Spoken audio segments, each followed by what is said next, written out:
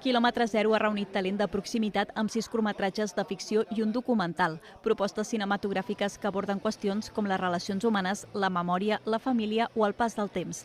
Precisament sobre aquest darrer aspecte tracta Temps mort, del jove director Albert Muns, un curt de 5 minuts que reflexiona sobre les responsabilitats i de l'equilibri entre l'àmbit laboral i el personal. Aquesta és la primera vegada que el festival selecciona un curtmetratge del director. Doncs em fa molta il·lusió, perquè fa anys que enviava curtmetratges aquí i no hi havia manera d'entrar.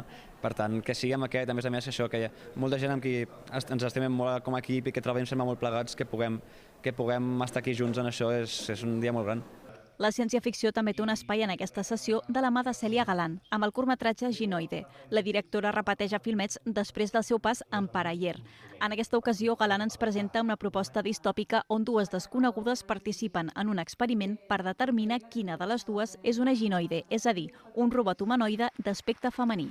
Aquesta temàtica m'interessa bastant perquè també estic preparant un llargmetratge de ciència-ficció que tracta sobre la intel·ligència artificial des del punt de vista de la societat i també m'agrada molt, els meus referents són Black Mirror o la sèrie Severance i al final et poses a pensar en el que t'envolta. El Teatre Zorrilla ha estat la seu aquest dimecres de 2 sessions més, No et mosseguis la llengua 2, amb produccions d'arreu del món, i El límit, amb curts que presenten situacions compromeses o de difícil solució. L'Institut Francès també ha acollit una altra secció que ha comptat amb 6 curtmetratges amb accent francès.